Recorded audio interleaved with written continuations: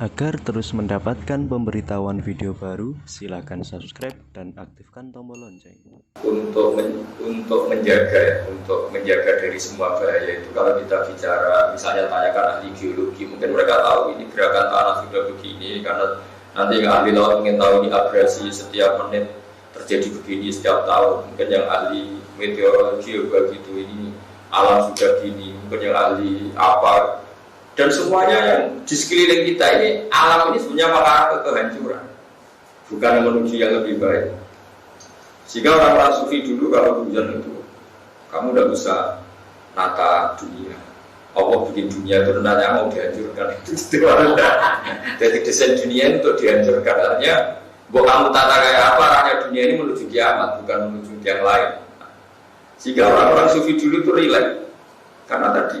Tapi barokahnya iman seperti itu bukan menjadi dablek, tapi begitu tergantung kepada Allah. Coba kalau Mars itu jatuh, planet Mars, kayak apa kita bisa? Sehingga Allah sering ingatkan, Inna Allaha yumsiku samawati wal arda an tazula wal in zalata amsakahuma min ahadin min ba'di. Meteor tidak jatuh itu ya jasanya Allah. Bumi tidak gempa ya jasanya Allah, tidak likuifaksi. Padahal semua potensi itu ada. Bumi itu di bawah bumi ini ada magma, ada minyak, ada apa saja. Kemudian sistemnya, ekologinya sudah dirusak. Jadi kalau kamu takut COVID karena itu menjadikan kematian masif, itu lebih cepat gempa, lebih cepat tsunami. Juga tsunami sekian detik sudah 100.000 orang kemarin yang di Aceh. Nah, maksud saya dengan mengingatkan seperti ini bahwa dengan segala pandemi yang ada di dunia, dengan segala resiko yang ada di dunia, sebenarnya yang kita alami sekarang sudah luar biasa. Karena kalau Allah menghendaki, gampang saja menghancurkan alam ini.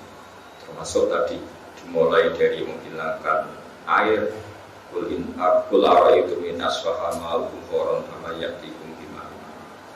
Ini mungkin nasihat umum, tapi bagus untuk didengarkan supaya semua orang itu tidak ujub. Jangan karena kita tangani COVID terus kita ujub seakan-akan kita paling berjasa menjaga kehidupan. Nanti yang bagian tangani keamanan, kestabilan sosial seakan-akan kita paling berjasa. Apa artinya sosial stabil? Sistem sosial baik, politik baik, tapi orang berpenyakitan juga mati. Tapi juga sebaliknya, apa artinya badan sehat, tapi keadaan politik tidak baik, juga orang mati mungkin karena saling membunuh dan macam-macam. Apa artinya kesehatan baik, politik baik, tapi tauhid kita salah, sholat kita salah, terus kita berakhir masuk neraka. Terus kerennya apa? Makanya saya pernah ada seorang dokter bilang, Gus, tak kasih dokter honoris causa. Guyon saya itu hanya satu. Saya itu takut masuk neraka, masa dokter masuk neraka kan gak keren kan? Jadi artinya gini, kalau sudah berani jadi orang keren harus punya komitmen jangan masuk neraka. Malu kita sudah profesor, mubalagh, ustaz ternyata masuk neraka. Itu Umar bin Abdul Aziz itu. Umar bin Abdul Aziz seorang khalifah yang diantara yang paling adil. Sampai punya gelar ya khamisat khulafa. Jadi khalifah itu ada 4, yang kelima paling adil disebut Umar bin Abdul Aziz. Beliau itu suka istri yang paling cantik, kalau pakaian yang paling bagus. Dia orangnya ambisius, kalau gelar ya sampai profesor ya, kalau sekolah ya sampai kumlot. Pokoknya dia cari yang terbaik. Suatu saat dia itu menanggalkan itu semua, dan dia seorang presiden, seorang amirul mukminin. Ditanya, mana mental kamu yang dulu ambisius, yang terus sekarang perfeksionis, ya, dia semuanya harus suka sempurna. Tapi setelah dia jadi khalifah, jadi presiden itu pakai pakaian yang lusuh, tiap malam bersujud, tiap pagi kantor nyari siapa orang miskin yang butuh bantuan, dan dia jadi orang yang sangat soleh. Ketika ditanya, kenapa anda sekarang jadi begini? Jawabannya, innali nafsan tawwabah. Saya ini punya jiwa yang nggak bisa dikendalikan. Kalau sudah punya keinginan harus kesampaian. Maka sebagaimana saya sukses jadi dokter, jadi profesor, jadi pejabat, sama harus sukses jadi masuk surga. Karena saya itu orang paling malu kalau gagal. Jadi kalau anda sudah berani jadi dokter atau jadi kiai atau jadi mubalagh, harus berani juga menjadi ahli surga. Dengan kengototan yang sama saat kita ingin jadi dokter, jadi spesialis, jadi apa. Jadi dalam ilmu tasawuf disebut nafsuka mati ya tukafar fubriya. Mental yang ada di diri kamu itu kendaraan kamu untuk menuju apa? Enggak apa-apa kamu ambisius, tapi juga harus ambisius untuk masuk surga. Jangan ambisius ingin jadi dokter, jadi profesor, jadi ketok, tapi ketika ibadah lembek sebenarnya. Siapa kamu punya mental tawadhu? misalnya punya jiwa yang skeptis, ragu. Tapi jadikan keraguan Anda setiap ingin melakukan sesuatu, jadi ragu melakukan maksiat, ragu melakukan korupsi. Jadi intinya kata orang-orang tasawuf, nafsuka mati ya tukafar. Jiwa kamu itu, ya kendaraan kamu menuju Allah, maka kelolalah yang baik. Jika pahala tertinggi dalam Islam adalah menyelamatkan nyawa, maka selamatkan nyawa orang-orang yang kena COVID dengan niat bahwa menyelamatkan nyawa itu pahala paling besar. Nanti yang bagian polhukam atau bagian kepolisian atau bagian apa, bahwa Indonesia tidak boleh kios karena dengan demikian tidak ada pembunuhan, tidak ada konflik sosial. Usahakan itu sebagai ibadah kamu untuk menjaga tidak terjadi sabut jima, tidak terjadi pertumpahan. Begitu seterusnya. Kita punya uang, ada orang miskin, kita kasih makan dengan niat kalau tidak makan dia mati. Berarti kita berkontribusi supaya orang itu tidak mati. Sama, itu ibadahnya juga menjaga nyawa. Itu yang dikatakan Allah.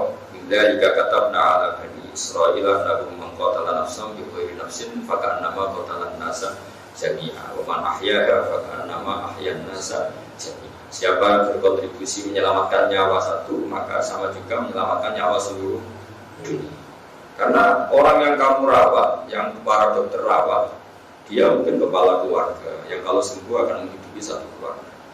Atau dia anak kecil yang jadi semangat keluarga itu kalau dia hidup satu keluarga punya semangat. Kenapa butuh kiai? Padahal kiai itu tidak tangani medis, karena dia ini yang menjaga ritme tauhid, ritme bahwa irama kita hubungan dengan Allah jangan sampai ketika diuji terus muamalahnya dengan Allah. Ketika diuji hubungannya dengan Allah, karena kita harus tetap menjaga tauhid bahwa kita dari tidak ada kemudian ada, dan arahnya pasti menuju tidak ada lagi. Kalau dengan kondisi kita hanya musakhkhar, kita ada ya ada karena kehendak kita sakit ya ada kehendak kita mati ya kehendak kita. Jadi kita tahu bahwa hidup ini masya Allah karena malamnya salamnya hidup itu terserah Allah bukan terserah kita. Barokahnya ngerti itu, kemudian kita tawakal, kita sungkem ning pangeran, kita sujud, kita baik. Jadi apapun itu saya mohon semohon-mohonnya bahwa jadikan apa yang Anda tekuni, misalnya profesi, jadi dokter, bahwa menyelamatkan nyawa manusia itu ibadah terbaik.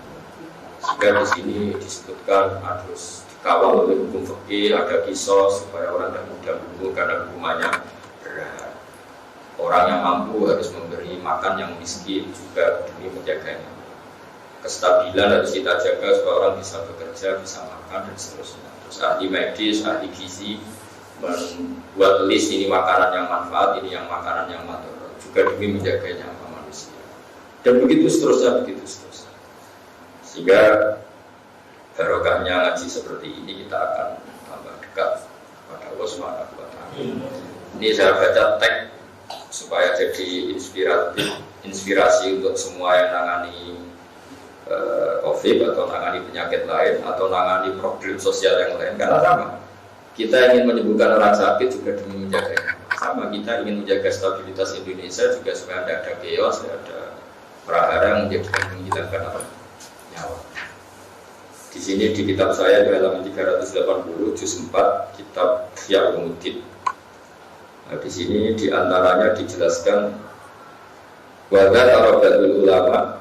Di sini disebut anna Musa alaihissalam iktalla bi'illatin fadakhala ali banu Israila fa'arafu illa lahu faqalu lahu law tadawaita bikada la barita.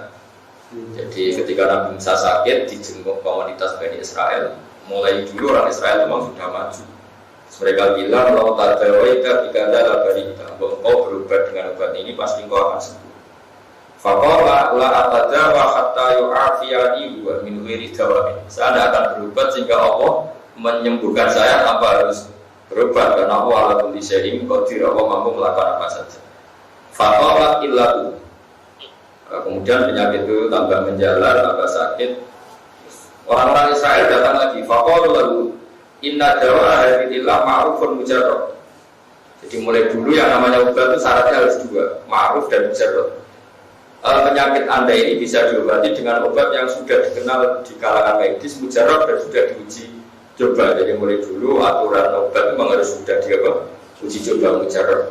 Makanya di kalangan kiai itu yang rodo-rodo dukun itu kitab namanya Mujarrobat. Itu buat dunia kiai terkenal sekali kitab Mujarrobat. Memang syaratnya apa? Berubah itu harus dalam terbukti. Wa inna nataja wa bihi fanabro. Kita sudah sering menggunakan itu dan kita sembuh. Makanya sekarang ada uji coba, uji klinis. Terus ada relawan yang diuji coba karena memang ukurannya harus mujarrab. Wa inna nataja wa bihi fanabro. Fakola kata Nabi Musa, la atadawa, saya akan berubah. Terus di sini dijelaskan fa'auhawallahu ta'ala ilaihi karena Nabi Musa seorang nabi diberi wahyu wa izzati wa jalali la abratuka hatta tatadawa bima dakaru laka. Jadi ini nabi juga harus kadang medis. Kata Allah, demi keagunganku kamu tidak akan sembuh sehingga kamu mengkonsumsi obat yang diresepkan para dokter itu. Jadi kadang-kadang ya juga harus duduk sama dokter. Jadi ya kali ini saja jangan sering-sering. Jadi jelas kalimatnya itu wa izzati wa jalali la abratuka hatta tatada wa bima dakaru laka. Dakar itu kalau dalam ilmu nafsu itu yang mereka resepkan ke kamu. Jadi kamu harus konsumsi obat yang diresepkan oleh para dokter. Terus faqala lalu dawuni bima dakartum. Setelah itu Nabi Musa bilang, wahai para Bani Israel, silakan sekarang saya obati dengan apa yang kalian resepkan. Fada wahu fabar. Mereka mengobati Musa dengan resep itu, kemudian dia sembuh. Nah, ketika dia sembuh, Nabi Musa itu kan bawaannya protes karena orang Israel dia bawaannya protes. Fa'ul jasadi nafsihi min dalik. Lalu Nabi Musa itu gamang. Ini Tuhan katanya ala kulli syai'in qadir menyembuhkan saya harus lewat obat itu. Jadi mulai brutu. Nah, dia karena didikan tauhid. Agak tauhid mungkin garis keras atau garis lurus tidak tahu. Pokoknya tauhidnya itu agak keras. Ini Tuhan mau menyembuhkan saya harus lewat dokter, harus lewat konsultasi, harus lewat obat. Adalah Allah ala kulli syai'in qadir. Allah itu kuasa. Makanya fa'ul jasadi nafsihi min dalik. Dia agak gedumel. Kok gitu ngapain gitu ngomong bisa tambah itu semua. Fa'auhallahu ta'ala ilaihi aratta antu betila hikmati bitawakkulika. Musa, kamu ingin menggagalkan skenario saya. Misalnya Allah bikin jahe misalnya untuk mengangkat badan misalnya. Bikin ini untuk ini. Kamu sama juga ingin mengcancel, membatalkan apa yang saya program. Allah kan tentu bikin dokter untuk mengobati. Masuk dokter kon macul gitu. Ya kan semua itu diatur sedemikian rupa. Ya di mana-mana kan fungsi apa makanan atau fungsi apa kan sesuai fungsi yang diinginkan Allah. Nah, kalau kamu anti berobat berarti anti hikmah atau anti fungsi menggagalkan hikmah yang sudah saya rencanakan. Akhirnya Nabi Musa intinya tawakal itu bukan harus berhadapan-hadapan dengan medis juga tidak harus menghilangkan tawakal. Karena ketika kita berobat sebetulnya hanya kita pakai sesuatu yang oleh Allah memang didesain untuk penyembuhan. Jadi makanya terus Nabi Musa dijawab oleh Allah aratta antu betila hikmati bitawakkul. Kamu jangan mentang-mentang Nabi kemudian Anda hanya tawakal, kemudian Anda membatalkan atau tidak percaya terhadap hikmah yang saya ciptakan pada sesuatu. Jadi intinya dari referensi ini kelihatan sekali bahwa berikhtiar itu tidak mengganggu tawakal juga tidak boleh sampai mengganggu ikhtiar. Nah, kemudian yang terakhir yang keempat saya pesan ke semua tim medis, tetap sisi kelemahan manusia itu kita jaga. Tapi ya tidak harus medis kiai karena Allah itu paling tersinggung ketika seseorang itu merasa kumul. Karena tadi sudah saya katakan apa artinya kesehatan kita terjaga, tapi secara politik kita ada stabil. Akhirnya ada satu dima, saling tikam, saling kios sosial. Begitu juga apa artinya politik stabil, semuanya stabil, tapi orang minum minuman yang memabukkan, akhirnya di luar sadar merkosa, di luar sadar membunuh, di luar sadar bahwa kecelakaan di mana-mana karena nyepet dalam keadaan mabuk. Apa saja yang menjadikan penjagaan nyawa manusia. Jadi di antara akidah Ahlussunnah itu hifdzun nafsi, bahwa jiwa manusia harus dijaga sedemikian rupa. Sampai narkoba diharamkan karena potensinya juga pembunuhan. Orang tidak niat bunuh gara-gara kena pengaruh narkoba bunuh. gara-gara kena pengaruh narkoba, akhirnya ngawur, nabrak orang lain. Dan begitu seterusnya. Begitu juga orang terlalu mabuk cinta atau mabuk harta, itu juga orang-orang yang akhirnya menghalalkan segala cara. Gara-gara itu korbannya jadi dendam, jadi biaya sosial. Apapun itu dari segi sosial manusia, belum sistem alam. Gara-gara kita perlu serampangan ekosistem rusak alam ini bisa menjadi hancur. Makanya Allah sering ingatkan, amin tuman fisama ayakhsifa bikumul ardo faidahiyat amur, bahwa bumi yang kita injak, yang kita pakai ini punya bumi yang sangat rentan karena di bawah ini ada magma, ada minyak, ada macam-macam. Yang potensinya itu sudah hidup, bukan abadi. Jadi semua desain bumi ini potensinya malah ada, bukan abadi. Sama potensinya alam langit itu jatuh, bukan diam di sana. Sehingga kita selamat sampai sekarang itu piro-piro, Jawa itu piro-piro. Sehingga Allah selalu mengingatkan kamu bersyukur sama saya. Kalau saya sudah ingin menghancurkan, kata Allah, kalau kamu pasti hancur semua karena dijatuhkan satu meteor saja bisa jadi perairan. Laut ditumpah Jawa jadi abrasi atau jadi tsunami sudah jadi perairan. Jadi saya mohon meskipun yang kita ada di sekarang COVID, sebetulnya bahaya mengancam manusia itu apa saja. Ini yang selalu diingatkan Allah di ayat Qul wal qadiru ala ayyafasa alaikum adzaba min fawqikum aw min tahti arjulikum aw yalbisakum syi'a wa yuhiqa ba'dakum as-sabat. Katakan Allah adalah zat yang mampu dan setiap saat bisa menurunkan azab baik dari langit, misalnya meteor jatuh atau Mars jatuh, atau dari bumi, misalnya terjadi likuifaksi. Allah bisa fungsian atau Allah menciptakan kalian itu sistem sosialnya buruk sekali sehingga kalian saling bunuh. Kita alhamdulillah tidak mengalami yang lain di Syria, di Irak, di mana. Itu meskipun orangnya nyun sewu nggak kena COVID semua, tapi dengan sistem sosial kayak gitu korbannya juga. Makanya kita harus bersyukur bahwa monggo yang lembaga medis yang menangani tadi COVID, yang Pak Polisi, yang kepolisian menangani kestabilan, yang Pak Tentara juga sesuai fungsi masing-masing, Kiai juga sesuai masing-masing, yang nanti mujarobat di monggo di praktekkan mujarobatnya, nggak apa-apa, tapi semua ini untuk menjaga hablim minallah wa hablim. Saya kira demikian, semoga ini bermanfaat. Nanti juga para Pak Dokter ini belajar nanti ini supaya lebih pede bahwa mengobati pasien itu bagian dari syariat Islam. Ketika Nabi Musa menentang pengobatan berdasar tawakal, malah ditegur Allah, arota antu betila hikmati bitawakul.